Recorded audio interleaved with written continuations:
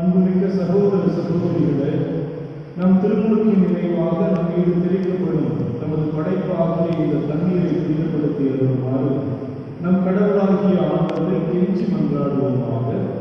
அவரே நமக்கு உதவியளித்து நாம் பெற்றுக்கொண்ட தூய ஆவிக்கு உண்மை உள்ளவர்களாய் நிலைத்திருக்க அருள்வாராக.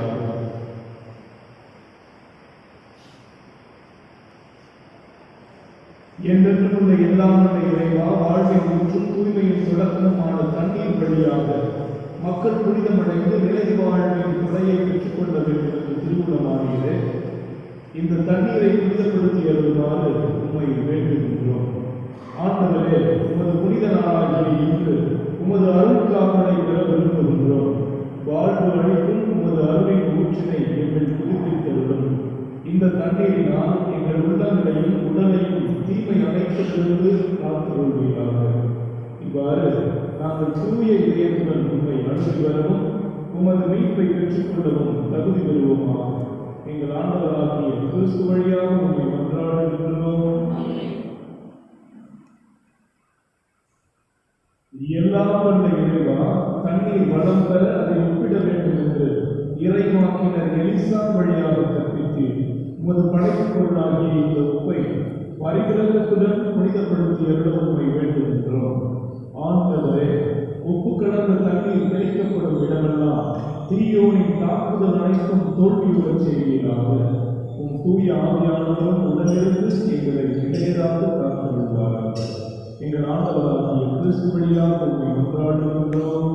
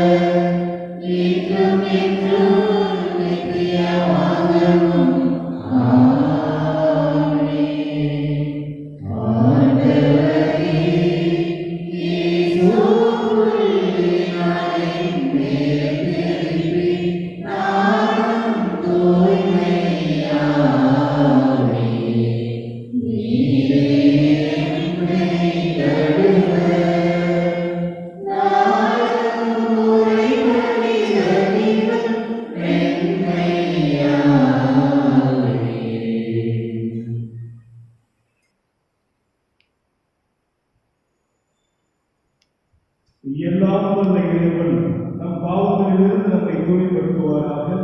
இந்த நற்கருணை கொண்டாட்டத்தின் வழியாக அவர் நம்முடைய ஆட்சியின் விருந்தில் பங்கு கொள்ள நம்மை தகுதி பெறச் செய்வாராக.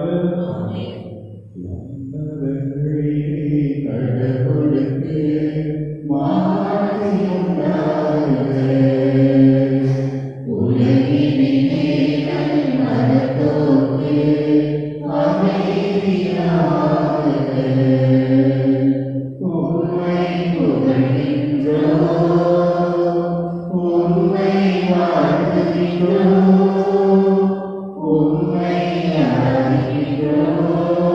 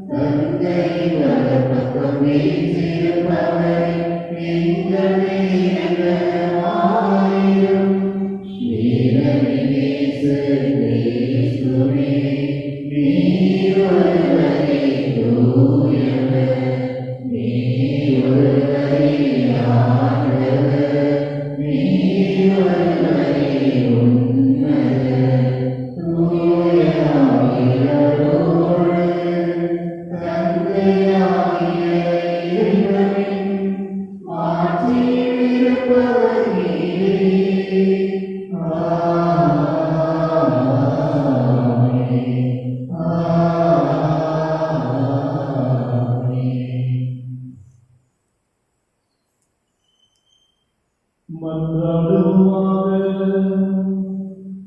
என்றென்றும் உள்ள எல்லாம் வல்ல இறைவா,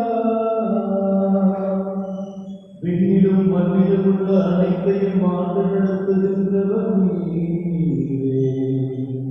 உம் மக்களின் வேண்டுதலை இரக்கத்துடன் கேட்டு எங்கள் வாழ்நாளில் உமது அமைதியை அளித்தருள்வீராக. உம்மோடு தூயாவியானவரின் ஒன்றிற்கு இறைவனாய் என்றென்றும் வாழ்ந்து ஆட்சி செய்கின்ற உங்கள் மகனும் எங்கள் ஆண்டவருமாகிய இயேசு கிறிஸ்து வழியாக உம்மை மன்றாடுகின்றோம்.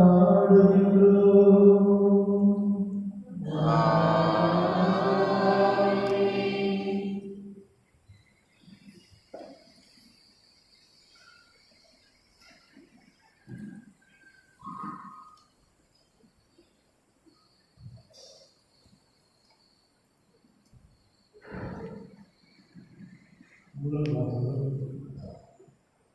ஆண்டவரே, உம் அடியார் பேசுகிறேன். சாமுவேல் முதல் நூலிலிருந்து வாசகம். நடந்திருக்கிறார்.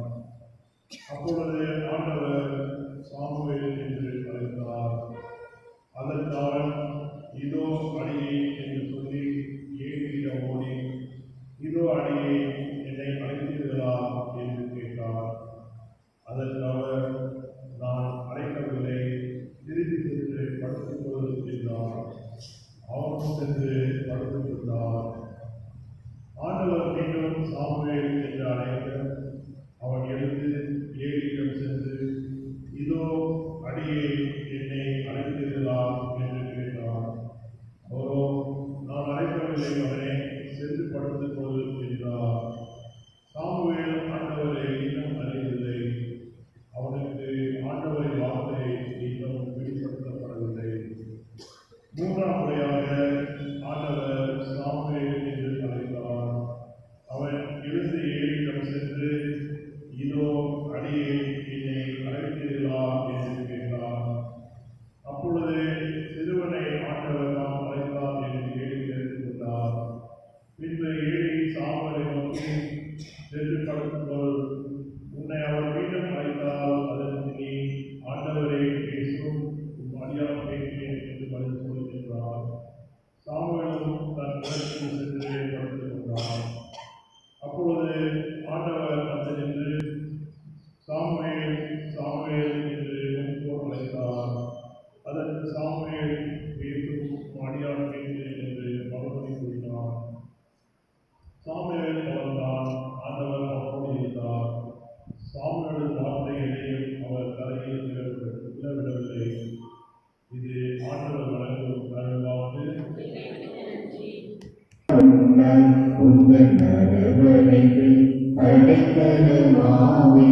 என்னை மாற்றவனே,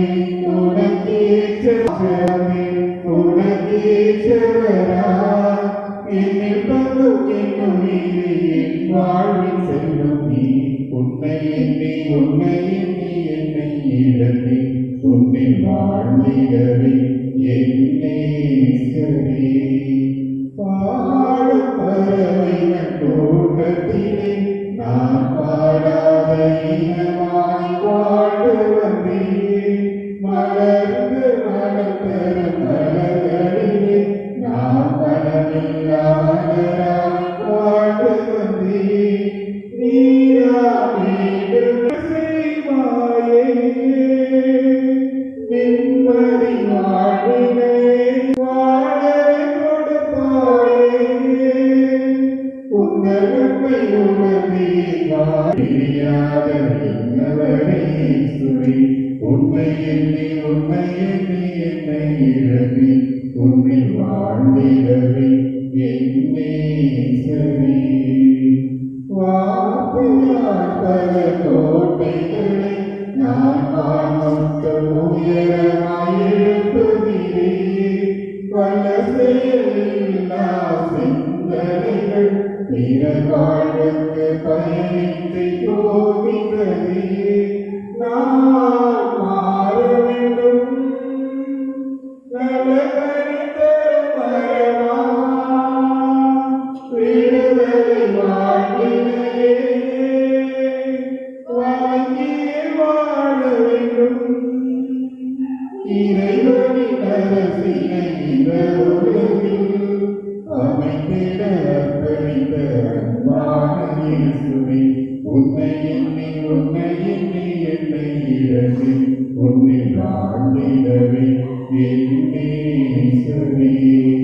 அஞ்சாதே என்று சொல்லி ஆட்கொண்டாய் உங்கள் அரவணைப்பில் அடைக்கலமாவே என்னை மாற்ற வந்தேன் உனக்கேற்றவரா. என்னை மாற்ற வந்தேன் உனக்கேற்றவரா. என்னை தந்தும் என் உயிரை என் வாழ்வில் சொல்லும் நீ உன்னை எண்ணி என்னை இழந்து உன்னில் வாழ்ந்திடவே என் நேசரே.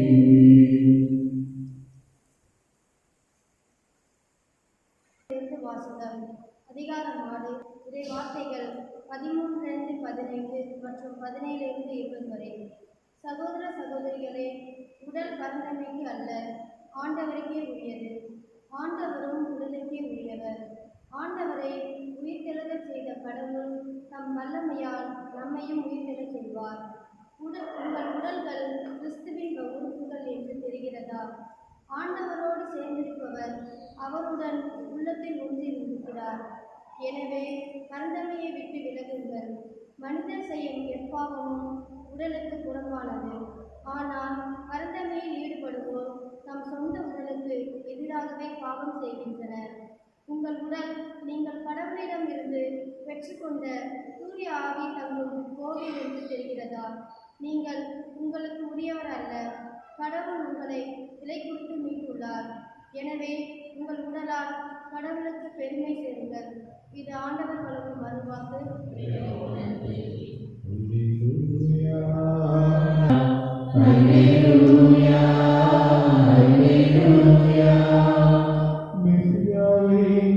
அதாவது அருட்பொழிவு பெற்றவரை கண்டோ.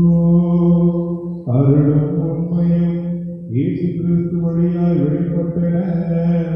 அல்லேலூயா அல்லேலூயா அல்லேலூயா அல்லேலூயா அல்லேலூயா. ஆண்டவர்களோடு இருப்பாராக.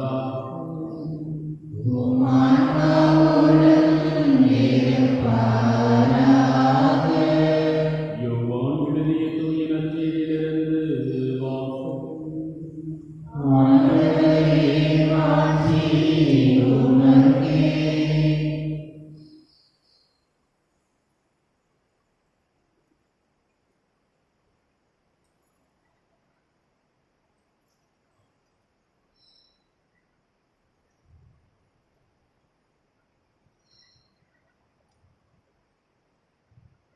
அதிகாரம் 1 இறைவசனம் 35 முதல் 42 வரை.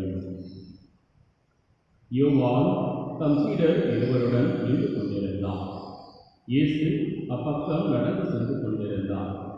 யோவான் அவரை கூர்ந்து பார்த்து, இதோ கடவுளின் செம்மறி என்றார். அந்த சீடர் இருவரும் அவர் சொன்னதை கேட்டு இயேசுவை பின்தொடர்ந்தனர்.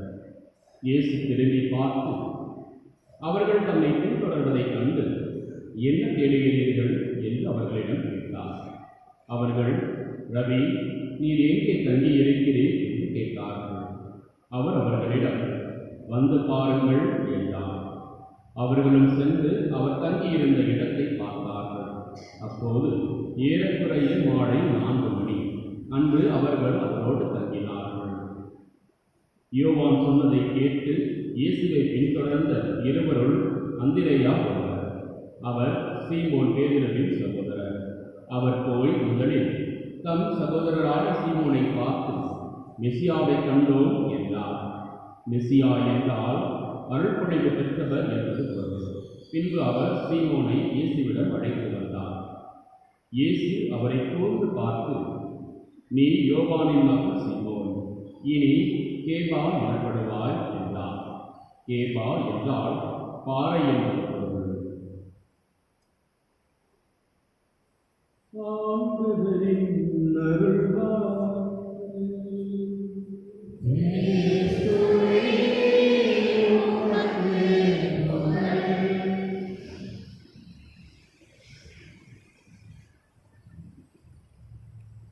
இயேசுவின் இதயம் நிறைந்த சகோதர சகோதரிகளே, எல்லாம் சந்தோஷமா இருக்கீங்களா?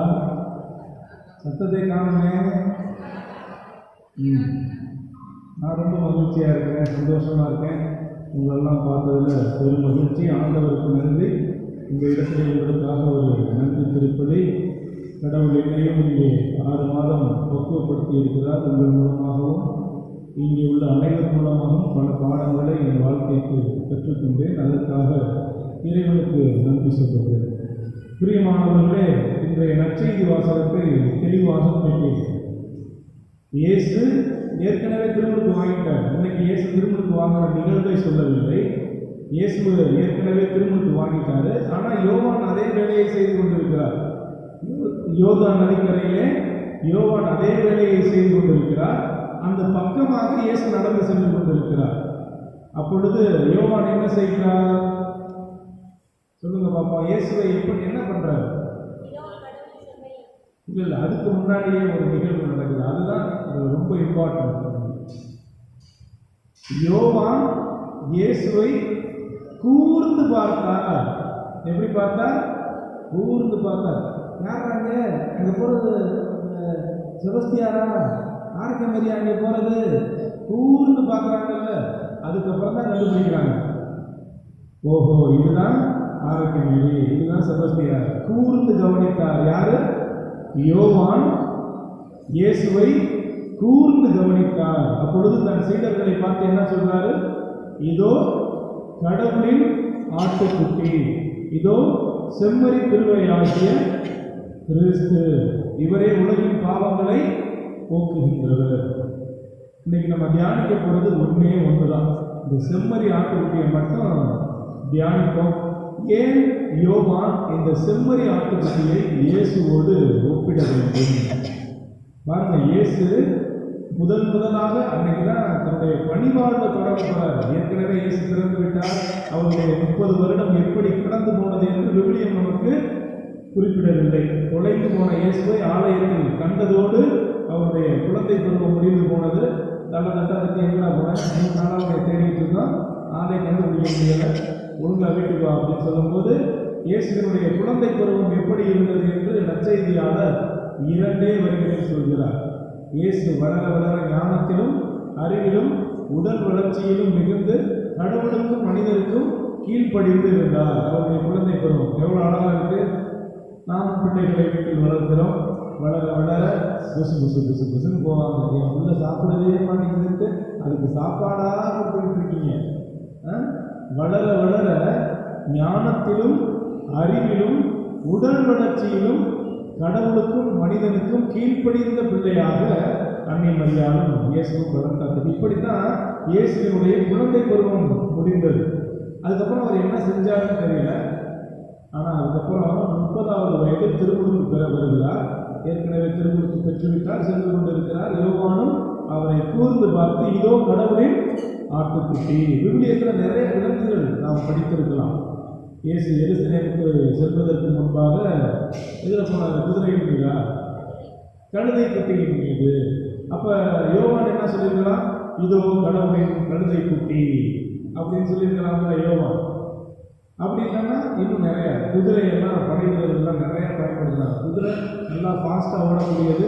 எவ்வளோ சண்டை போட்டாலும் ஈக்குவலாக அது தன்னுடைய உழைப்பை கொடுக்கும். அதனால என்ன செஞ்சிருக்கலாம்? கழுதை கூட வேணும், குதிரைன்னு சொல்லியிருக்கலாம். இதோ கடவுளின் குதிரை குட்டி அப்படின்னு சொல்லியிருக்கலாம். ஏன்? இதெல்லாம் சிங்கக்குட்டி வரலாம் பாரு, இதான் கடவுளின் சிங்கக்குட்டி அப்படின்னு சொல்லியிருக்கிறாங்க. எதுக்கு யோவான் இயேசுவை இதோ கடவுளின் செம்மறி, அதுவும் கூர்ந்து பார்த்தார். இப்படி பார்த்தா யார் தெரியுமா? இயேசு மட்டும்தான் தெரியும். நல்லா தாடி வச்சுட்டு முடியெல்லாம் நல்லா தொங்க விட்டு நல்லா ஹேண்ட்ஸமாக அழகாக இருப்பார் பார்க்க. இதோ கடவுளின் மகன், இப்படியாவது சொல்லியிருக்கலாம். நான் கூட யோசிச்சு பார்த்தேன், இவர் தான் கடவுளின் மகன். கபிரியல் வானதூதர் கன்னிமரியாவுக்கு தோன்றினப்ப என்ன சொன்னார்? கன்னி கருவுற்று ஒரு ஆண் உறவை பெற்றெடுப்பார், அவருக்கு இம்மானுவேல் என்று பெயரிடுவே. இவர் யாருடைய மகன்? கடவுளுடைய மகன். இவர் தூயவராய் இருப்பார், இதோ தூயவர் அப்படின்னு சொல்லியிருக்கலாம். யோவான் இதோ கடவுளின் ஒரே மகன் அப்படின்னு சொல்லியிருக்கலாம். இதுவுமே சொல்லு, இதோ யோவான் நற்செய்தியாளர் சொன்னவர், இவர் தான் தொடக்கத்தில் வார்த்தையாய் இருந்தவர், இப்பொழுது மனிதனாய் பிறந்திருக்கிறார், இவரை குழந்தை வடிவில் நாம் தரிசித்தோம், இப்பொழுது இளைஞனாய் வந்திருக்கிறார், இதுதான் அவர் அப்படின்னு அறிமுகப்படுத்தி இருக்கலாம். ஏன்? அதுவும் கூர்ந்து பார்த்து, வெளியில பார்த்தா அவருடைய தோற்றம் மட்டும்தான் தெரியும். அதற்குள் ஒரு ஆட்டுக்குட்டியை கண்டுபிடிக்க முடிந்தது. யாரால்? யோவானால். இயேசுவை பார்க்கும் பொழுது அவருக்குள் ஒரு ஆட்டுக்குட்டியை போன்ற ஒரு அமைப்பை யார் கண்டுகொண்டார்? யோவான் கண்டுகொண்டார். அதனாலதான் இதோ கடவுளின் ஆட்டுக்குட்டி. எதுக்குடா ஆட்டுக்குட்டி? ரொம்ப நேரமா பேசிட்டு இருக்க, நானும் கேட்டுக்கிட்டு இருக்கோம், கதைக்கு வருவோம். பழைய ஏற்பாட்டு பக்கத்துல எல்லாரும் சேர்ந்து ஆண்டவருக்காக என்ன பண்றாங்க? தாவீதுடைய மகன் சாலமோன் ஆண்டவருக்காக ஒரு பெரிய ஆலயத்தை கட்டி எழுப்புகிறார், எருசலேம் ஆலயத்தை. அங்க வந்து பலி கொடுப்பாங்க, ஆட்டுக்குட்டிகளை பலியாக ஒப்புக் கொடுப்பார்கள். அந்த ஆட்டுக்குட்டி 1 வயது நிறைந்த ஆட்டுக்குட்டியாக இருக்க வேண்டும். லேவியர் புத்தகத்துல சட்டங்கள்லாம் இருக்கு, இதெல்லாம் இப்ப பண்ணணும் அப்படின்னு சொல்லிட்டு. அந்த ஆட்டுக்குட்டி 1 வயது நிறைந்த ஆட்டுக்குட்டியாக இருக்க வேண்டும், பழுது இல்லாத ஆட்டுக்குட்டியாக இருக்க வேண்டும். அப்படின்னா என்ன? நொண்டி நொடம் கண்ணு பொட்டையா எதுவும் இல்லாம, சரியா? அந்த மாதிரியான ஆட்டுக்குட்டியா இருக்க வேண்டும். 1 வயது நிறைந்த ஆட்டுக்குட்டி, பழுதில்லாத ஆட்டுக்குட்டியாக இருக்க வேண்டும். நீ 1 வயசு உள்ள மாதிரியா நடந்ததுல? 1 வயசுனா பிறந்த ஆட்டுக்குட்டி கிடையாது. 1 வயசு ஆட்டுக்குட்டினா இளம் ஆட்டுக்குட்டி, புரியுதா?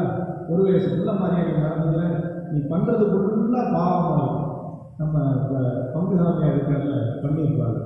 நாங்கள் குருமணத்தில் இருக்கும் பொழுது ஒரு பையன் வந்து எப்போ பார்த்தாலும் கொஞ்சம் தவறு செஞ்சுக்கிட்டே இருப்பாங்க. ஃபாதர் சொன்னாங்க, இவனை பாவம் பாவம்னு நான் விட்டு வச்சா இதை செய்கிறது கூட பாவமாக இருக்குது அப்படின்னு சொன்னாங்க. ஒரு சின்ன நகைச்சுவையாக அவங்க சொல்லி காமிச்சாங்க. 1 வயது ஆட்டுக்குட்டிகளாக இருக்கின்ற இந்த ஆலயத்தில் அமர்ந்திருக்கின்ற எத்தனை இளைஞோ பழுதில்லாத ஆட்டுக்குட்டியாக இருக்கிறோம். நாமும் ஆலயத்திற்கு வருகிறோம், ஒவ்வொரு நாளும் பெற்றோர்களை பார்த்து வளர்ந்து கொண்டிருக்கிறோம். இங்கே அமர்ந்திருக்கிற 1 வயது ஆட்டுக்குட்டிகளாகிய திருச்சபையின் முதுகெலும்பாகிய தூண்களாகிய இளைஞர்கள் எல்லாம் பழுதில்லாத ஆட்டுக்குட்டிகளாய் இருக்கிறோமா? கடவுளுக்கு உகந்த காணிக்கையாக இருக்கிறோமா என்பது இடைச்சொல்களான ஒரு கேள்வி. அப்படியே மனசில் வச்சுக்கோங்க. கதைக்கு வந்துடுவோம். இப்பொழுது வருடத்திற்கு ஒரு முறை மட்டும்தான் திருத்தூயகத்தின் திரை விலக்கப்படும். திருத்தூயகம்னா இப்போ நம்ம கோயிலில் பீடம் இருக்கிற மாதிரி, இந்த பீடத்துக்கு பின்னாடி நற்கருணை பேழை இருக்கிறது மாதிரி அங்கே உடன்படிக்கை பேழை இருக்கும். ஒரு பெரிய சிம்மாசனத்தில் இருக்கும், திருத்தூயகம்னு அதுக்கு பேர். அதை ஒரு திருத்தூயகம் துகில் பெரிய ஸ்கிரீன் போட்டு மூடியிருப்பாங்க. வருடத்திற்கு ஒரே ஒரு முறை தலைமை குரு மட்டும்தான் அதற்குள் நுழைய. நல்லா கவனிக்கணும், தலைமை குரு மட்டும்தான் வருடத்திற்கு ஒரே ஒரு முறை நுழைய முடியும். அப்புறம் அந்த ஆட்டுக்குட்டிகள் 2 ஆட்டுக்குட்டிகளை கொண்டு வருவார்கள். 2மே பழுதில்லாத ஆட்டுக்குட்டி தான். என்ன செய்வார்கள் குரு அப்படின்னா, அந்த ஆலயத்தினுடைய நுழைவு வாயிலுக்கு போயிட்டு அந்த ஆட்டுக்குட்டி 2 அங்கே வந்து நிற்கும். அப்போதைக்கு என்ன பண்ணுவார் குரு? ஒரு ஆட்டுக்குட்டியை வெட்டி அதன் இரத்தத்தை எடுத்து தன்னுடைய பாவத்திற்காகவும் தன்னை சேர்ந்த குருக்களுடைய பாவத்திற்காகவும் அவங்க என்ன பண்ணுவாங்க? தன்னை முதலில் தூய்மைப்படுத்திக் கொள்வார்கள். தூய்மையாக இருக்கும் ஒருவர் மட்டும்தான் ஆண்டவருடைய திருத்தூயகத்திற்குள் செல்ல முடியும். ஆண்டவரும் அதே போன்று தூய்மையான உள்ளம் கொண்டவரிடம் மட்டும்தான் வருவார். இதைத்தான் மத்தேயு நற்செய்தியாளர் மிக தெளிவாக, உம்மிடம் பிறக்கப் போகும் குழந்தை தூயது, ஏனென்றால் அன்னை மரியாளும் தூய்மை உடையவளாக இருந்தார். இதை நல்லா தெரிஞ்சுக்கணும். இது இடைச்சொல்களான 2வது ஒரு செய்தி. அன்னை மரியாள் தூயவளாக இருந்தால் அந்த வீடு தூயதாக இருந்தது. எனவே ஏறக்குறைய 9.1 வாரங்கள் இயேசு அந்த வாடகை வீட்டில் தங்கியிருந்தார். அன்னை மரியாள் இயேசு தங்கியிருந்த 9 மாதம் 1 வாரத்திற்கான வாடகை வீடு, தூய வீடு. இயேசு தூயகத்தில் மட்டும்தான் இருப்பார். கடவுளும் தூயகத்தில் மட்டும்தான் இருந்தார். தூய்மையான உள்ளம் கொண்டவர்கள் மட்டுமே இந்த கடவுளை அணுகுவார்கள். அப்படிதான் குரு தன்னுடைய பாவத்திற்காக கழுவப்பட்டு அந்த ரத்தத்தை எடுத்து என்ன பண்ணுவாரா, மக்கள் மீது தெளித்துவிட்டு பின்னர் திருத்தூயகத்தின் பீடத்தை அந்த இரத்தத்தால சுத்திகரிப்பு செய்வார். நல்லா நம்ம ஈசோப்பினால் திருச்சம்ல தீர்த்தம் அது மாதிரி பீடத்தை தெளிப்பாங்க. அதுக்கப்புறம் மீண்டும் குரு வெளியே வருவார். அங்கே ஒரு ஆட்டுக்குட்டி நிற்குமா, 1 வயது நிறைந்த ஆட்டுக்குட்டி. என்ன பண்ணுவார் தெரியுமா, குரு அந்த ஆட்டுக்குட்டி மீது கையை இப்படி வைப்பார். நம்ம ஃபாதர்ஸ் எல்லாம் ஜெபம் பண்ணுவாங்க, அவங்க மேலே கை வச்சு, அது மாதிரி அந்த ஆட்டுக்குட்டி மேலே. அப்பதானே ஆட்டுக்குட்டி பாவம் செய்கிறவன் ஒருத்தன், பலி அனுபவிக்கிறவன் ஒருத்தன். இங்கே உலகமே அப்படிதான் போயிட்டு இருக்கு. யாரோ ஒருத்தன் பாவம் செய்கிறான், பலியை வேற யாரோ ஒரு ஆள் அனுபவிச்சுட்டு போயிட்டு இருக்கான். சமுதாயத்தில் நடக்கிற உண்மைகள் பல நேரங்களில் நீதிமன்றங்கள் நீதிகளை கொடுக்க தவறிவிடுகிறது. பாவம் ஒருத்தன் செய்தால் பலியை ஒரு வாயிலா ஜீவன் ஆட்டுக்குட்டி மேலே குருட்டி கை வைக்கிறாரு. எது தெரியுமா, அதோடைய அடையாளம் என்ன தெரியுமா, இங்கே கூடியிருக்கிற மக்கள் அனைவரையும், இன்னும் சிறப்பாக இந்த பலியை யார் ஒப்புக் கொடுக்கிறாரோ அந்த குடும்பத்தின் பாவத்தை அந்த ஆட்டுக்குட்டி சுமந்துக்கிட்டு எங்கே போகுமா, பாலை நிலத்தில் அடித்து வரட்டி விட்டுருவாங்களாம் அந்த ஆட்டுக்குட்டியை.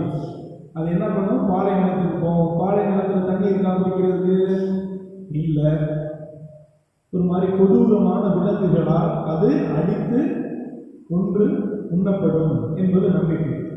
அப்போ யாரோ ஒருவர் செய்த பாவத்திற்காக யார் பலி அனுபவிக்கிறது, ஒன்றுமே அறியாத, பாவமே அறியாத, பழுதில்லாத, வாய் பேசாத, கத்தாத செம்மறியாய் அவர் இருந்தார். யார் சொல்லுது விவிலியம்? இந்த ஈஸ்டர் திருப்பலியிலலாம் பாப்பினி பெரியவன் இந்த வசனம் வரும். அவர் அடிப்போர் இழுத்து செல்லப்படுகின்ற ஆட்டுக்குட்டியை போன்றிருந்தார், கத்தாத செம்மறியாய் இருந்தார். புரியுதா? இதெல்லாம் இதை பற்றி தான் சொல்லுது. இப்போ உடனே இதுதான். இப்போ அந்த ஆட்டுக்குட்டி எதற்காக பயன்படுத்தப்பட்டுச்சு எல்லாம் சொல்லுங்க. மக்களின் பாவங்களை போக்குவதற்காக ஒரு ஆட்டுக்குட்டியை அவர்கள் பலியிட்டார்கள். அது 1 வயது நிறைந்த ஆட்டுக்குட்டி, பழுதில்லாத ஆட்டுக்குட்டி. கதை அத்தோடு முடிச்சுட்டு உள்ள இங்கே வரும். புதிய ஏற்பாட்டுக்குள்ள கதவு திறக்கு. புதிய ஏற்பாட்டுக்குள்ள வந்தாச்சு. புதிய ஏற்பாட்டில் இப்போ திருமுழுக்கு நடக்குது. இயேசு நடந்து போறாரு. என்ன சொல்றாரு யோவான்? இதோ கடவுளின் செம்மறி. இயேசுவினுடைய உடல் அமைப்பை யோவான் கண்டு கொள்ளாமல் அவருக்குள் பலியாக துடித்துக் கொண்டிருந்த ஒரு ஆட்டுக்குட்டியை யோவான் கண்டு கொண்டார். உடனே இதோ கடவுளின் செம்மறி பிரிவையாகிய இயேசு, இவரே உலகின் பாவங்களை போக்க வந்தவர். அங்கேயும் ஒரு ஆட்டுக்குட்டி அங்கே கூடியிருந்த மக்களின் பாவத்தை சுமந்து கொண்டு பலியாக்கப்பட்டது. அதே போன்று இங்கேயும் ஒரு ஆட்டுக்குட்டி, இவரும் உலக மக்களின் பாவங்களுக்காக பலியாகி இரத்தம் சிந்து இறந்து உயிர்த்து நம்மோடு வாழப்போகிறார் என்ற அறிகுறியை ஒரு மனிதன் பணிவாழ்வின் தொடக்கத்திலேயே கண்டுபிடித்து விட்டார். இதுதான் இந்த ஆட்டுக்குட்டியுடைய அனுபவம். இந்த ஆட்டுக்குட்டியோட அனுபவத்தை சொல்லியாச்சு. இயேசு பணிவாழ்வில் நழுவுற மீனில் நழுவுற மீனாக இருந்தாரா? அவருடைய பெற்றோர் அவரை அப்படி வளர்த்தார்களா என்பது அடுத்த கேள்வி. இன்னைக்கு நீங்கள்லாம் உங்கள் பிள்ளைகளை எப்படி தெரியுமா வளர்க்குறீங்க? ஊர் வந்து உனக்கு தேவையில்லை, மரியாதை காலை ஓடிச்சு வீட்டுக்குள்ளே உட்காந்து, வீட்டை விட்டு வெளியில் போனேன் ஏண்டா உன்னை எதுக்கு தான் பிரச்சனை, நீ பேசாமல் அங்கங்கே போய் தெருவில் நின்று வந்தால ஏமாற போகுதா? அன்னை மரியாளும் சூசையப்பரும் இது போன்று என்றைக்காவது இயேசுவிடம் நடந்து கொண்டார்களா? விவிலியம் அப்படி குறிப்பிடுகின்றதா? நீதிக்காக போராடுகின்றவராக யார் இருந்தார்? இயேசு இருந்தார். பாவிகளை மன்னித்து அவர்களை ஏற்றுக்கொள்பவராக இயேசு இருந்தார். தேவைப்பட்டால் உயிரையும் கொடுப்பவராக இயேசு இருந்தார். அப்படிப்பட்ட மனிதன் தான் உயிரை கொடுத்தார், இரத்தம் சிந்தினார், பலியான செம்மறியாக அவர் இருந்தார். அதைத்தான் நம்ம பார்க்கணும். விவிலியத்தின் முடிவிலும் அப்படித்தான் இருக்கிறது. விவிலியத்தின் முடிவில் திருவழிபாட்டு புத்தகம் இருக்கு தெரியுமா? அதில் ஆண்டவருடைய 2வது வருகையும் நீதி தீர்வையும் அழகாக சொல்லியிருக்கும். அதில் ஒரு அரியணை ஒன்று இருக்கும். அதில் யார் வந்து அமர்வார்? ஆட்டுக்குட்டியை போன்ற ஒருவர் வந்து அமர்வார். விவிலியம் தொடக்கத்திலேயே ஆட்டுக்குட்டி இருக்கு. புதிய ஏற்பாட்டிலே ஆட்டுக்குட்டி இருக்கு, விவிலியம் முடியும் பொழுதும் ஆட்டுக்குட்டி இருக்கிறது. அந்த ஆட்டுக்குட்டி தான் யாரு? இயேசு கிறிஸ்து. சரி, இங்கெல்லாம் யாரோ வெண்ணாடை அணிந்து கொண்டு மேலே செல்கிறார்களே, அவர்களெல்லாம் யார் அப்படின்னு ஒரு கூட்டம் கேட்டு, அப்ப அந்த நீதி தீர்வில் அந்த உட்கார்ந்து ஆட்டுக்குட்டி என்ன தெரியுமா சொல்லிச்சான்? இவர்கள் எல்லாரும் தங்கள் ஆடையை ஆட்டுக்குட்டியின் இரத்தத்தால் துவைத்து கொண்டவர்கள். எந்த ஆட்டுக்குட்டியின் இரத்தத்தால்? கிறிஸ்து என்னும் ஆட்டுக்குட்டி சிந்திய இரத்தத்தால் தூய்மை அடைந்து தங்களை தாமே தூய்மையாக்கி கொண்டு பாவத்திலிருந்து விடுதலையானவர்கள் எல்லாரும் விண்ணகத்தை பரிசாக பெற்றுக்கொண்டு மேலே செல்கிறார்கள். அந்த ஆட்டுக்குட்டி யாரும் புரியுது அவங்களுக்கு? சரி, அந்த வருஷத்துக்கு ஒரே ஒரு குருதான ஒப்பு கொடுத்தாரு. அந்த திருத்துறையத்தில் யார் மட்டும்தான் போக முடியும்? தலைமை குரு மட்டும்தான் போக முடியும், வேற யாரும் போக முடியாது. கடவுள் முகத்துக்கு முகமாகவே பார்க்க முடியாது பழைய ஏற்பாட்டில். இன்னைக்கு எல்லாருமே பார்க்குறோமே நற்கருணை ஆண்டவரை. திருத்துறையில் ஏதாவது துயில் எதுவும் அடைச்சிருக்கா? இல்லை, ஒரே ஒரு குரு, இவர் தான் அந்த பலியை ஒப்பு கொடுத்தார். சரி, பலியான செம்மறி அவரே செம்மறியானார். பலியும் அவரே, பலி பொருளும் அவரே, பலியை நிறைவேற்றுகின்ற குருவும் அவரே. இவர் தான் மெல்கிசதேக்கின் முறைப்படி என்றென்றும் குருவே விவிலியம் சொல்லுது. அதான் பலியும் அவர், பலி பொருளும் அவர், பலியை நிறைவேற்றுகின்ற குருவும் அவர். இப்போ வர பாருங்க அடுத்த 3வது பாயிண்ட். இன்றைக்கு எத்தனை குருக்கள் பீடத்தில் பார்க்கும் பொழுது மக்களின் பார்வைக்கு ஆட்டுக்குட்டியாய் இருக்கிறார்கள், இரத்தம் சிந்த துடிக்கிறார்கள். எத்தனை குருக்கள் வீதிகளில் சென்று நீதிக்காக போராடுகிறார்கள். குடும்பங்களின் கவலையும் கண்ணீரோடும் இருக்கும் பொழுது அவர்களிடம் சென்று 5 நிமிடம் அமர்ந்து என்னமா நடக்குது, உங்களுக்கு என்ன கஷ்டம் அப்படின்னு எத்தனை குருக்கள் வீதிகளுக்கு சென்று நீதிக்காகவும் நியாயத்துக்காகவும் போராடுகிறார்கள். அந்த கலிலேய தெருக்களில் இயேசுவின் வாழ்க்கை 3 வருடம் எப்படித்தான் இருந்தது. இன்றைக்கு என்னை பார்க்கின்ற எத்தனை பேர் எனக்குள் பலியாக துடிக்கின்ற ஆட்டுக்குட்டியை பார்க்கிறீர்கள்? என்னைக்கு நீங்க இங்கே பலி ஒப்பு கொடுக்கின்ற குருவில் ஒரு செம்மறியை பார்க்கிறீர்களோ அன்றுதான் அவர் குருவானதற்கே மதிப்பு. இல்லை அப்படின்னா அது என்ன நிகழ்வு தெரியுமா? கேலியா இப்படி சொல்றேன் பாருங்க. திருவிழா கூட்டத்தில் பலூன் கடையெல்லாம் விற்கும், அதில் பொம்மையெல்லாம் விற்பாங்க. பிள்ளைங்கள்லாம் சோறு சமைச்சு சாப்பிட்றதுக்கு இந்த சாப்பாடை சமைக்கிற பொருள்லாம் வாங்கும். அது வீட்டுக்கு போயிட்டு என்ன பண்ணுவோம்? வீட்டுக்கு வெளியில் உட்காந்து மண்ணெல்லாம் கூட்டி ஒரு வீடு மாதிரி வச்சுட்டு அதில் அடுப்பு வச்சு மண்ணெல்லாம் போட்டு தண்ணி ஊற்றி அதில் இலையெல்லாம் பிடிச்சி போட்டு நம்ம சோறாக்குவோம், குழம்பு வைப்போம். அது மாதிரியான விளையாட்டு பீடத்தில்.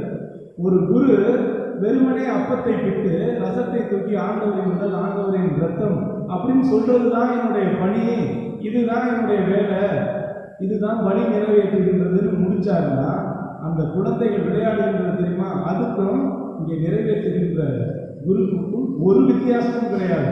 அவங்க அதை வச்சு விளையாடுறாங்க, இவங்க இதை வச்சு விளையாடுறாங்க. அப்போ குருவினுடைய மதிப்பு எங்கே நடக்கிறது என்று அப்படின்னா பீடத்தில் பலியாகின்ற அந்த அப்பத்தோடு சேர்த்து ஒரு குருவும் தன்னைத்தானே உழைக்க வேண்டும், பிறருக்காக தன்னை உழைக்க வேண்டும், அதிக நேரங்களில் மக்களோடு நடமாடுகின்ற குருவாக இருக்க வேண்டும், மக்கள் பணியில் இருக்க வேண்டும். இப்படித்தான் ஒரு குரு இருக்க வேண்டும்.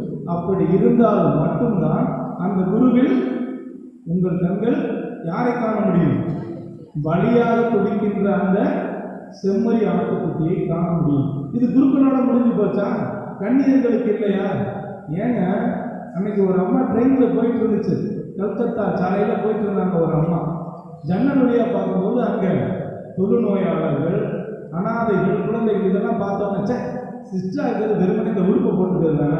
ஆண்டவரே, நான் உன்னுடைய மனவாட்டி, நீ தான் எங்களுடைய மனவாளன் அப்படின்னு சொல்லிட்டு தினம் என் வாழ்க்கையை அவங்க இந்த மாதிரியே வாழ்க்கை ஆண்டவர் உடனே அப்படின்னு ஜெபம் பண்ணிட்டு கான்வென்ட்ல இருந்தால் போதுமா? இது கன்னியருடைய வாழ்க்கை கிடையாது. அந்த சகோதரி அப்படித்தான் நினைச்சாங்க. வெறுமனே நான் உடுத்தி இருக்கிற இந்த உடை என்னை அருட்சகோதரி என்று சொல்லாதது அந்த பயணத்திலிருந்து அந்த இடத்துல இறங்கி தன்னுடைய பணி வாழ்வை தொடங்கினார்கள் அந்த அருட்சகோதரி. அவர்கள் கண்ணுக்கு அன்று அன்னை தெரசா எப்படி தெரிந்தார்? பலியாக துடித்துக் கொண்டிருந்த ஆண்டவராக தெரிந்தார், ஆட்டுக்குட்டியாக தெரிந்தார். சரி, இது உங்கள் குழம்பு தான் பாருங்க. இன்னைக்கு ஆட்டுக்குட்டியாக தெரிய வேண்டியது சாமியார் சிஸ்டர், அவ்வளோதான். எங்கள் பக்கத்து வராதீங்க, அப்படியெல்லாம் கிடையாது. நீங்கள் பொது குருத்துவம், நாங்கள் பணி குருத்துவம். குருக்கள் பணி குருத்துவம், நீங்கள் எல்லாரும் பொது குருத்துவம். எனவே தந்தை, மகன், தூய ஆவி என்னும் அனுபவம் பெற்ற அனைவரும், நான் கிறிஸ்தவன் சொல்லவே மாட்டேன், எனக்கு அது பிடிக்கவே பிடிக்காது. புரியுதா? கிறிஸ்தவம் என்பது ஒரு மதம், தந்தை, மகன், தூய ஆவி என்பது ஒரு அனுபவம், மதம் கடந்த அனுபவம். யார் வேணாலும் இந்த அனுபவத்தை பெறலாம். சரியா? தந்தை, மகன், தூய ஆவி என்பது உங்க கிறிஸ்தவ ஆலயத்தில் கொடுத்த ஒரு அடையாளம். நான் அந்த அடையாளத்தை பற்றி பேச வரவே இல்லை. தந்தை, மகன், தூய ஆவி என்பது ஒரு அனுபவம். அதை இந்து மத சகோதரனும் அனுபவிக்கலாம், இஸ்லாமிய மத சகோதரனும் அனுபவிக்கலாம், நீங்களும் அனுபவிக்கலாம். அதிக நேரங்களில் அந்த கடமை நமக்கு அதிகமாக இருக்கிறது. இந்த அனுபவத்தை பெற்ற நாம் அனைவருமே ஆண்டவருடைய ஆட்டுக்குட்டியாக இருக்க வேண்டும். எனவே பிரியமானவர்களே, அழகாக தியானித்திருக்கிறோம். இந்த ஆண்டவரின் ஆட்டுக்குட்டி என்பதற்கான அர்த்தம் என்ன? நீங்களும் நானும் சமுதாயத்தில், வீடுகளில், தெருக்களில், வாழுகின்ற இடங்களில் பார்ப்போர் பெண்களுக்கு கிறிஸ்துவாக தெரிந்தால் மட்டும்தான் நான் கிறிஸ்தவன் என்று மார்த்தட்டி சொல்ல முடியும்.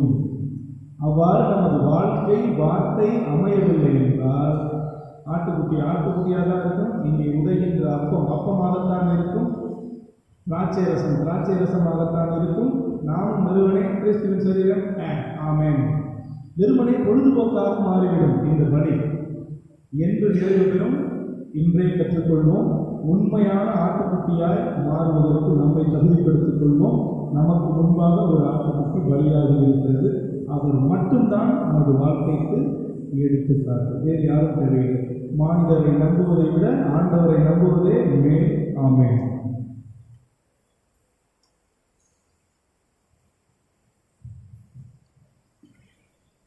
எழுந்து நின்று நமது விசுவாசத்தை அறிவிப்போம்.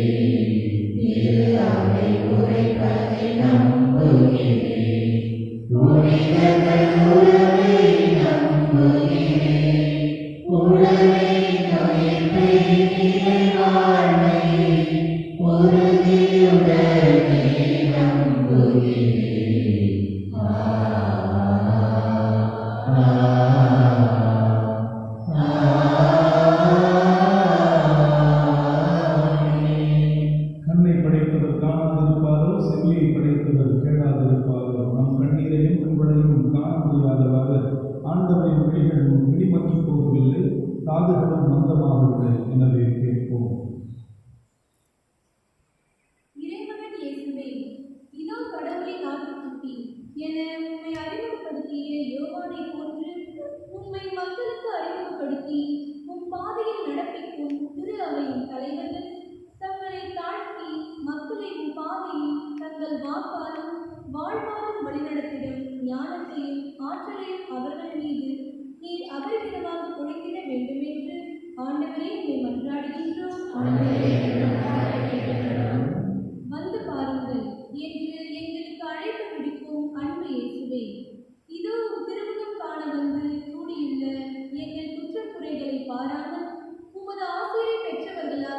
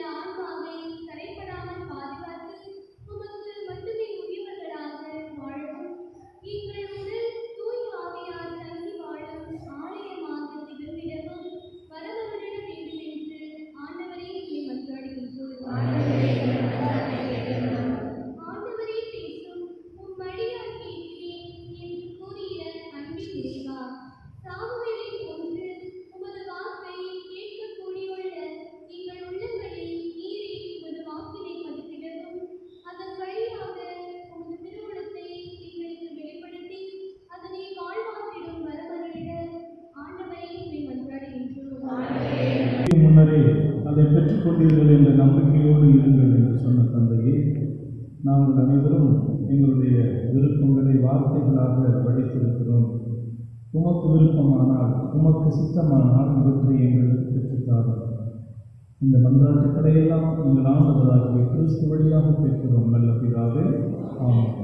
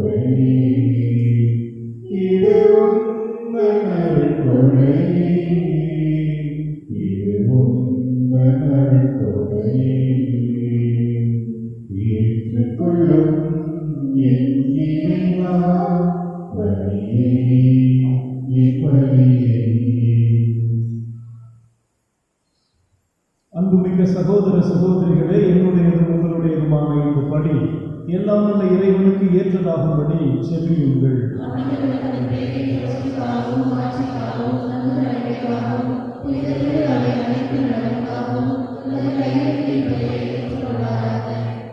ஆண்டவரே, எப்பொழுதெல்லாம் இந்த பலியின் நினைவு கொண்டாடப்படுகின்றதோ அப்பொழுதெல்லாம் எங்கள் மீட்பின் செயல் நிறைவேற்றப்படுகின்றது. எனவே நாங்கள் இந்த நிகழ்வுகளில் தகுதியுடன் பங்கேற்க எங்களுக்கு அருள் புரிவீராக. எங்கள் ஆண்டவராகிய இயேசு கிறிஸ்து வழியாக உம்மை மன்றாடுகின்றோம்.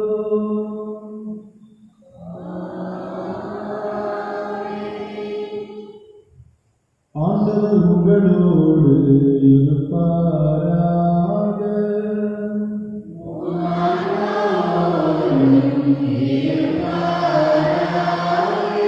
இதயங்களை மேலே எழுப்புங்கள்.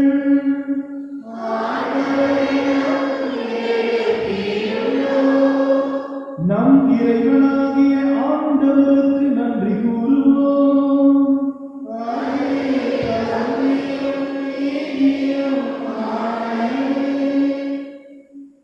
ஆண்டவரே, தூயவரான தந்தையே, என்றுமுள்ள எல்லாம் வல்ல இறைவா, எங்கள் ஆண்டவராகிய கிறிஸ்து வழியாக எந்நாளும் எவ்விடத்திலும் நாங்கள் உமக்கு நன்றி செலுத்துவது மெய்யாகவே தகுதியும் நீதியுமாகும். எங்கள் கடமையும் மீட்புக்குரிய செயல்வாகும். ஏனெனில் கிறிஸ்து பிறந்து முன்னைய பாவ நிலையிலிருந்து மனிதரை புதுப்பித்தார். பாடுபட்டு எங்கள் பாவங்களை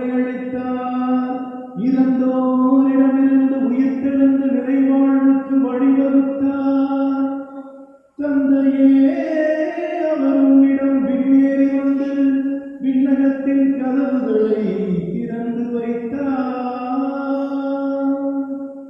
ஆகவே வானதூதர் அணிகளோடும் புனிதரின் பெருந்திரளோடும் நாங்களும் சேர்ந்து உமக்கு பன்னிசைத்து முடிவின்றி பாடுவதாவது. தூய தூய தூய வானவரே,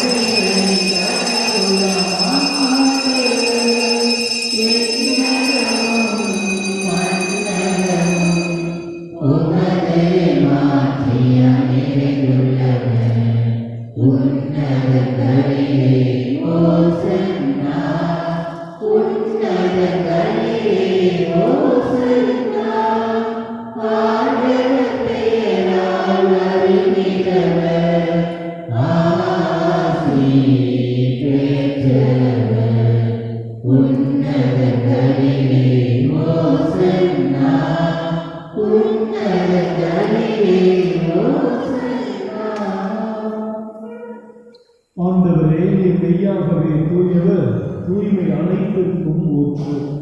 ஆகவே உங்களுடைய ஆவியை பொழிந்து இந்த காணிக்கைகளை தூய்மைப்படுத்த உண்மை வேண்டுகின்றோம். இவ்வாறு எங்கள் ஆண்டவர் இயேசு கிறிஸ்துவின் உடலாகவும் இரத்தமாகவும் எங்களுக்கு இவை மாறுவனவாக.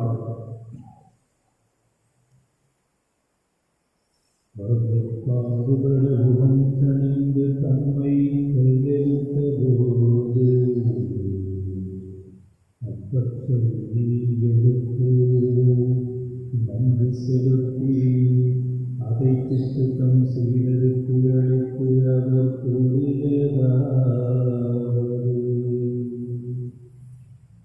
அனைவரும் இதிலிருந்து பெற்று உண்ணுங்கள், ஏனெனில் இது உங்களுக்காக கையளிக்கப்படும் என் உடல். உங்களுக்காக கையளிக்கப்படும் என் உடல். உங்களுக்காக கையளிக்கப்படும் என் உடல்.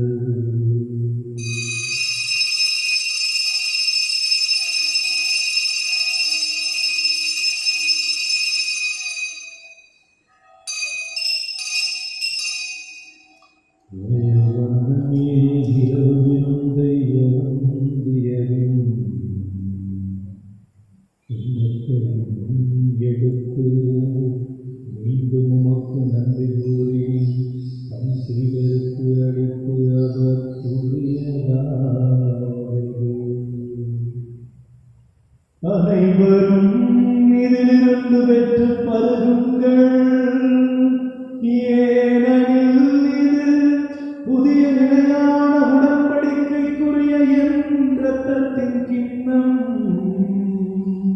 இது பாவ மன்னிப்புக்கென்று உங்களுக்காகவும் பலருக்காகவும் சிந்தப்படும். இதை என் நினைவாக செய்யுங்கள். இதை என் நினைவாக செய்யுங்கள். இதை என் நினைவாக செய்யுங்கள்.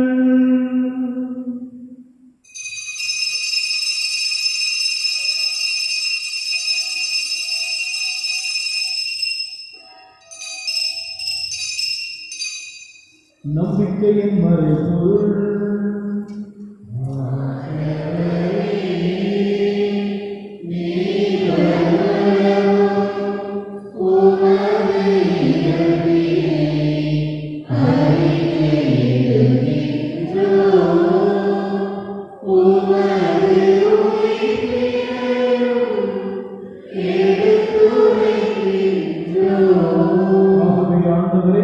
கிறிஸ்துவின் இறப்பினையும் உயிர்ப்பினையும் நினைவு கூர்ந்து வாழ்வுதரும் அப்பத்தையும் மீட்பளிக்கும் கிண்ணத்தையும் உமக்கு ஒப்புக் கொடுக்கின்றோம். உம் திருமணின்று உமக்கு ஊழியம் புரிய தகுந்தவர்கள் என எங்களை ஏற்றுக்கொண்டீர். எனவே உமக்கு நன்றி செலுத்துகின்றோம். மேலும் கிறிஸ்துவின் உடலிலும் இரத்தத்திலும் பங்கு கொள்ளும் எங்களை தூய ஆவியானவர் ஒன்று சேர்க்க வேண்டுமென உம்மை தாழ்மையுடன் மன்றாடுகின்றோம். ஆண்டவரே, உலகெங்கும் பரவியிருக்கும் திரு அவையை ஏற்றுக்கொள்கிறோம். எங்கள் திருத்தந்தை பிரான்சிஸ், எங்கள் மறைமாவட்ட பரிபாலர் சகாயரார், எல்லாம் திருநிலையினர் அவர்களோடு திரு அவை அங்கள் நிறைவேற செய்திருந்தோம். குறிப்பாக இந்த திருப்பொழியை நன்றியோடு விதத்தோடு ஒப்புக்கொடுக்கின்ற அந்தோணி பொன்னாண்டு அவர்களையும் அவர்களது குடும்பத்தாரை இந்த காலத்தில் ஒப்புக்கொடுக்கிறேன். நீதாமே அவர்கள் நிறைவாக ஆசீர்வதித்து அவர்களின் தேவைகள் அனைத்தையும் சந்தித்து அவர்கள் என்று மற்றும் சாட்சியானவர்களாக இருக்கும்படியாக இந்த காணிக்கைகளோடு அவர்களை ஒப்புக்கொடுக்கிறேன். நீரே ஆசீர்வதியும். மேலும் இவ்வுலகிலும் நம்மளை அழைத்துக் கொண்ட அந்தோணி சாமி, பரிபூரணம், ராகுல் சாமி, ரஜினா மேரி, ஜோஸ்பின் மேரி, யூன்ஸ் அந்தோணியம்மாள், கனகராஜ், அந்தோணி, தனிஸ்லாஸ், அமல சுந்தர்ராஜ், மெர்சி மாதரசி என்னும் அடியாரை உம் திருமகனோடு அவரது இறப்பில் இணைக்கப்பட்டிருக்கின்ற இவர்கள் வீட்டிலும் அவரை போல இருக்கச் செய்தருடன். மேலும் வீட்டிலும் எதிர்நோக்க கொள்ளும் எங்கள் சகோதர சகோதரிகளையும்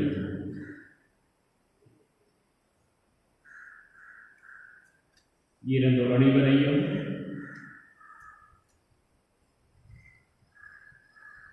இரக்கத்துடன் நினைவுகூர்ந்து திருமண விடையில் ஏற்பட்டுள்ளது. எங்கள் அனைவர் மீதும் இரக்கமாய கடவுளின் கன்னித்தாயான புனித மரியா, அவருடைய கணவரான புனித யோசி, புனித திருத்தூதர்கள், இவ்வுலகில் வந்தவராய் இருந்தோர் ஆகிய புனிதர் அனைவரும் நாம் நிலைவாழ பங்கு கொள்ள தகுதி பெற்று உன் திருமகனே கிறிஸ்து வழியாக உம்மை புகழ்ந்தேற்றி வருவருள்ள உண்மை மன்றாடுகின்றோம்.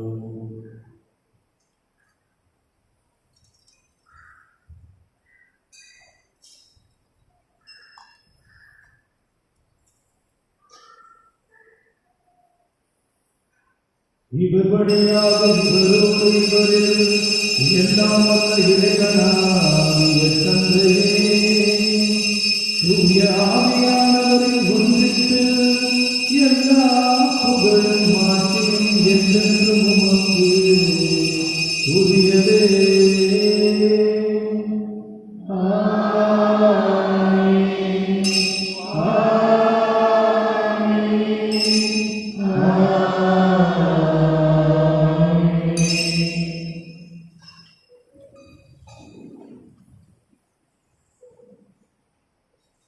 மீட்பரின் கட்டளையால் பயிற்சி பெற்ற நாம் அனைவரும் வேண்டுக தந்தையை நோக்கி இரு கரங்களையும் விரித்து ஜெபிப்போம்.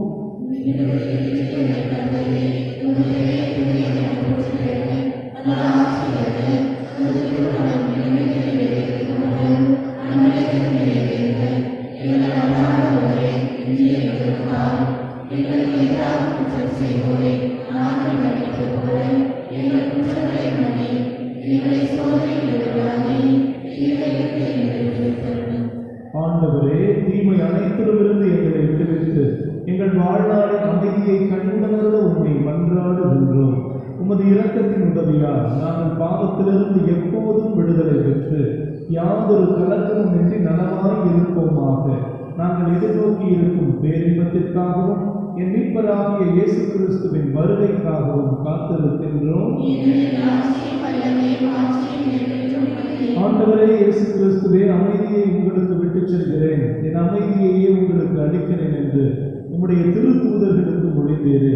எங்களுடைய பாவங்களையும் பலவீனங்களையும் பாராமல் உமது திரு அவையின் நம்பிக்கையை மட்டுமே கண்ணோக்கி உமது திருவுளத்திற்கு ஏற்ப அதற்கு அமைதியையும் ஒத்துமையையும் பெருமகிழ்ச்சியையும் தருவீராக. என்றென்றும் வாழ்ந்து ஆட்சி செய்கின்றவர் நீரே. ஆண்டவருடைய அமைதி உங்கள் அனைவரோடும் என்றென்றும் இருப்பதாக. ஒருவரோடு ஒருவர் இயேசு வாழ்ந்து அனுபவித்து நம்முடைய விட்டு சென்ற அமைதியை பகிர்ந்து மகிழ்வோம்.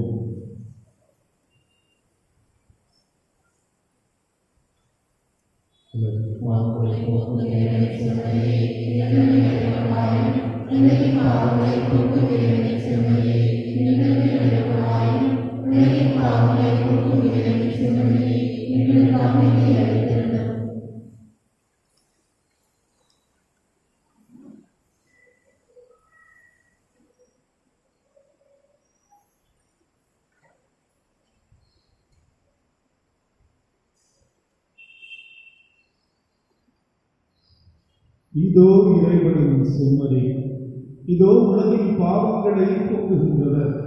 இந்த செம்மறியானவரின் விருந்துக்கு அழைக்க பெற்றோம், பேறு பெற்றோம்.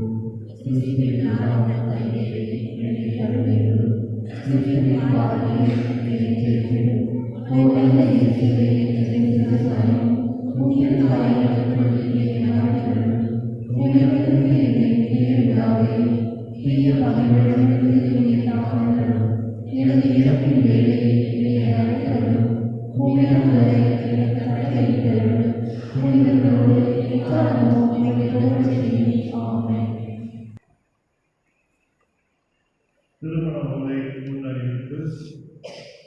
செங்கல்பட்டு மறைமாவட்டம் சேலையூர் பகுதி சேலையூர் தந்தை ஜோசப் பீட்டர், தாய் தெரசி ராஜகுமாரி, இவர் மகன் சுதர் ஆனந்தோ.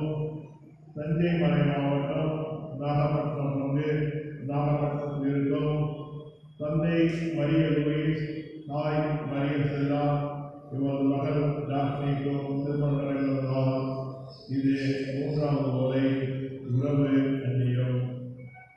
தஞ்சை மறை மாவட்டம் கருங்கனி பங்கு கீழூர் இருக்கும் தந்தை ஆரோக்கியசாமி, தாய் ராணி சரஸ்யவால், இவர் மகன் ரியோ ஆனந்தராஜுக்கும் தஞ்சை மறை மாவட்டம் நாகப்பட்டினம் பங்கு மேலக்கரையில் இருக்கும் தந்தை கஸ்டர் தாய் எல்லிமேரி இவரது மகள் டார்சி ரோசிமேரிக்கும் திருமணம் நடைபெறுவதால் இது மூன்றாவது ஓலை. உறவு அந்நியம்.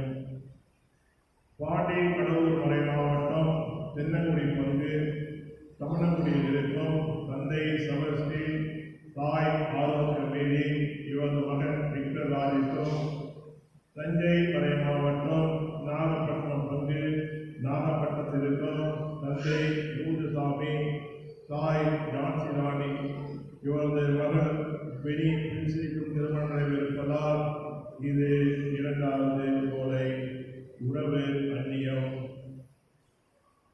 செங்கல்பட்டு மறை மாவட்டம் செங்கல்பட்டு பங்கு காந்தி நகரில் இருக்கும் தந்தை சுரேஷ் தாய் சுகந்தி இவரது மகன் சுனிலுக்கும் தஞ்சை மறை மாவட்டம் நாகப்பட்டினம் பங்கு செல்லூரில் இருக்கும் தந்தை ஜான் விக்டர் தாய் ஆரோக்கியமேரி ஜூலியானா இவரது மகள் கேத்ரின் எஸ்தருக்கும் திருமணம் நடைபெற்றிருப்பதால் இது இரண்டாவது ஓலை. உறவு அந்நியம். தஞ்சாவூர் மறை மாவட்டம் நாகப்பட்டினம் பங்கு செல்லூரில் இருக்கும் தந்தை செல்வராஜ் தாய் புஷ்பராணி இவரது மகன் ரவீந்திரநாத் ஸ்ரீமனுக்கும் தஞ்சாவூர் மறை மாவட்டம் நாகப்பட்டினம் பங்கு நாகப்பட்டினத்தில் இருக்கும் தந்தை சகாயராஜ் தாய் பெர்னட் மேரி இவரது மகள் மாதரசி பேச்சுக்கும் திருமணம் நடைபெறுவதால் இது முதல் ஓலை. உறவு அந்நியம். இத்திருமணங்களில் யாதொரு வெட்கம் இருப்பின் பங்கு தந்தையிடம் அறிவிப்பது நமது கடமையாகும். ஞாயிறு அறிவிப்பு 14/1/24 ஞாயிற்றுக்கிழமை இன்று பொது காலத்தின் 2ஆம் ஞாயிறு. 16/1/24 செவ்வாய்க்கிழமை புனித ஜோசப் பால் அருட்பணியாளர் நினைவு. 17/1/24 புதன்கிழமை புனித அந்தோனியா சிறப்படுத்தும் தலைவர் நினைவு. 20/1/24 சனிக்கிழமை புனித நொவையார் திருத்தந்தை புனித செபஸ்தியார் மறைசாட்சி. 21/24 ஞாயிற்றுக்கிழமை பொது காலத்தின் 3ஆம் ஞாயிறு. கிறிஸ்துவின் பிரியமானவர்களே, நாகப்பட்டினம் காலப்பாடி செபஸ்தர் யாவர் திருவிழா நடைபெற்றுக் கொண்டிருக்கிறது. ஒவ்வொரு நாளும் மாலை 6 மணிக்கு ஜெபமாலை நவநாள் ஜெபம் திருப்பலி நடைபெற்றுக் கொண்டிருக்கிறது. 19/1/24 வெள்ளிக்கிழமை மாலை 6:30 மணிக்கு திருப்பலியும் அதனைத் தொடர்ந்து மீன் அலங்கார திருத்தேர்வும் நடைபெறும். 20/1/2024 சனிக்கிழமை காலை 7 மணிக்கு திருவிழா திருப்பலி நடைபெறும். அதன் பின் கொடி இறக்கப்படும். அனைவரும் பங்கு பெற்று புனித செபஸ்தியாரின் ஆசை பெற்றுச் செல்ல உங்களை அன்போடு அழைக்கின்றோம். கிறிஸ்துவின் பிரியமானவர்களே, நமது பங்கு ஆலய பராமரிப்பு பணி தொடங்க உள்ளது. அதற்கு தாராள உள்ளத்துடன் நன்கொடை அளித்தவர்களுக்கு மனமார்ந்த நன்றியை தெரிவித்துக் கொள்கின்றோம். மேலும் மறை மாவட்டத்திற்கு செலுத்தப்பட வேண்டிய கொடுத்தொகையும் இதுவரை வந்து சேராததால் தயவு செய்து தாராள உள்ளத்துடன் உங்கள் நன்கொடையை பங்கு தந்தையை நேரில் சந்தித்து தருமாறு உங்களை அன்போடு அழைக்கின்றோம்.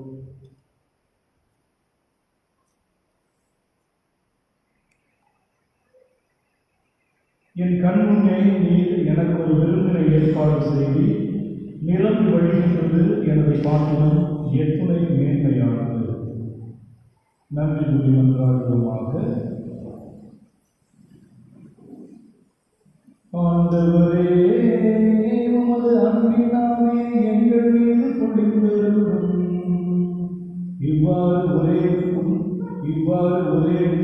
உணவால் நிறைவு பெற்ற நாங்கள் ஒரே பரிவிரக்கத்தால் ஒரு மனப்பான்மையோடு செயல்படுவோமாக.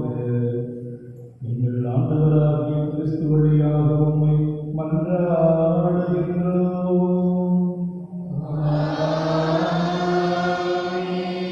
ஆண்டவர்களோடு இருப்பாராக.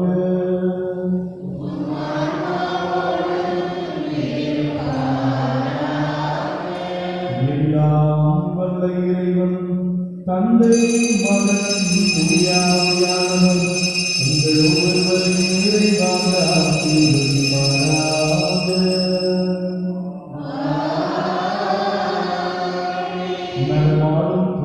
அடுத்ததாக நாம் வாழும் பகுதிகளில் நம் வாழ்வை வாழ்வு காட்ட சென்று வாருங்கள் திருப்பொழிகளை